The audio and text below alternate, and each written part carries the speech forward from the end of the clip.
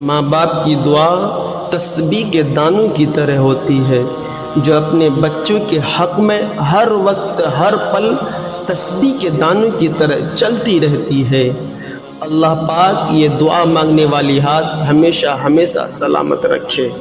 حدیث شریف میں ہے، حضرت ابو ہریرہ رضی اللہ تعالیٰ عنہ روایت کرتے ہیں، حضور صلی اللہ علیہ وسلم ارشاد فرمایا، 3 دعائیں ایسی ہیں جو کبھی رد نہیں ہوتی بلکہ قبول ہی قبول ہوتی ہے۔ پہلا مظلوم یعنی ستایا ہوا شخص، دوسرا وہ شخص جو سفر میں ہو، تیسرا ماں باپ کی دعا اولاد کے حق میں کبھی رد نہیں ہوتی۔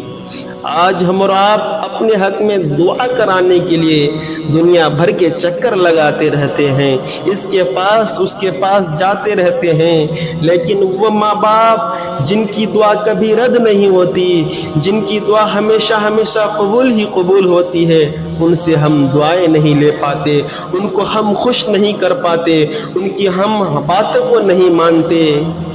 ہر شخص کو ہر حال میں ماں باپ کی بد دعا سے بچنے کی کوشش کرتے رہنا چاہیے، اور ماں باپ کو بھی چاہیے اگر اولاد نالائق ہے تو کسی طرح ان پر غصہ اتار لیں، لیکن اولاد کے حق میں کبھی بد دعا نہ کریں، ورنہ اس کا وبال آپ کے اولاد کے دین اور دنیا دونوں میں آ سکتا ہے۔ ایک شخص نے گارے مٹی سے گھر بنایا، گھر میں اس نے چھوٹی سی 7 مصلے کی مسجد بھی بنائی، کیونکہ اس کے 7 بیٹے تھے۔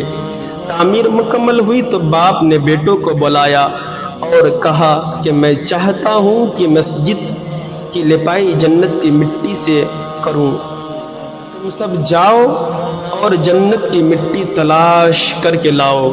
بیٹے پریشان ہو گئے کہ جنت کی مٹی کہاں سے لائے، آخر کار باپ کا حکم تھا، ٹالا بھی کیسے جا سکتا تھا۔ 6 بیٹے ڈھونڈنے کے لیے کھڑے ہوئے اور نکل پڑے، جبکہ سب سے چھوٹا 7واں بیٹا گھر پر ہی رہا۔ سب بھائی شام کو تھکے ہارے خالی ہاتھ گھر لوٹے تو کیا دیکھتے ہیں، چھوٹا بھائی بوری میں مٹی بھر کے بیٹھا ہے۔ باپ نے پوچھا، بیٹا گھر بیٹھے تجھے جنت کی مٹی کہاں سے مل گئی؟ بیٹا نے کہا، اے ابا جان، سارا دن میں ماں کے پیچھے پیچھے پھرتا رہا، جہاں جہاں میری ماں قدم رکھتی وہاں سے میں مٹی اٹھا کر جمع کرتا رہا، یہ وہی مٹی ہے۔ اے لوگو، ماں کے قدموں کے نیچے جنت ہے اور باپ اس کا دروازہ ہے۔